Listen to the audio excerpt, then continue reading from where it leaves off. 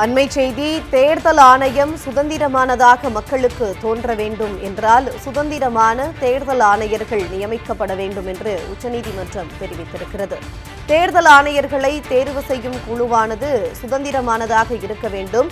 தேர்தல் ஆணையர்களை தேர்வு செய்யும் குழுவில் இடம்பெறும் மூன்றாவது நபர் அரசு சாராத நடுநிலையான ஒருவராக இருக்க வேண்டும் என்றும் உச்சநீதிமன்றம் ஆலோசனை வழங்கியிருக்கிறது.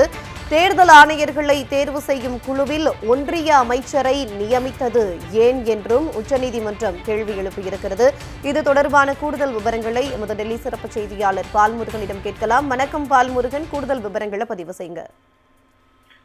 அதாவது தேர்தல் ஆணையர்களை நியமிக்கும் போது உச்சநீதிமன்ற தலைமை நீதிபதியையும் தேர்வில் குழுவில் இடம்பெற செய்ய வேண்டும் என்கிற உச்சநீதிமன்ற தீர்ப்பு இருந்தது. அந்த தீர்ப்பை நிராகரிக்கும் வகையாக 2023ஆம் ஆண்டில் ஒன்றிய அரசு சட்டம் ஒன்றை இயற்றியது.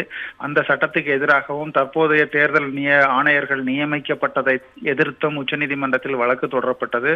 அந்த வழக்கு நீதிபதிகள் திபாங்கர் தத்தா தலைமையிலான அமர்வில் விசாரணை நடைபெற்று வருகிறது.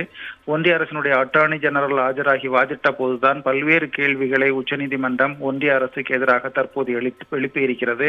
அதாவது தேர்தல் ஆணையர் நியமன குழுவில் சுதந்திரமான நபர் இருக்க வேண்டும், அதற்கு பதிலாக ஒன்றிய அமைச்சரை நியமித்தது ஏன் என்ற கேள்வியை நீதிமன்றம் எழுப்பியிருக்கிறது.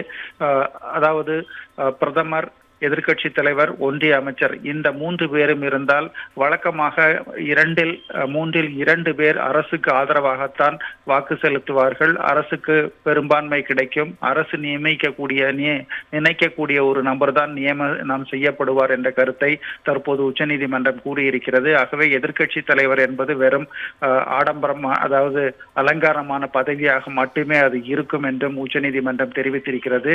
தேர்தல் ஆணையை நியமிப்பதற்கு சுதந்திரமான ஒரு நபர் முடிவு செய்ய வேண்டியது கட்டாயம் என்று கூறியிருக்கிறது.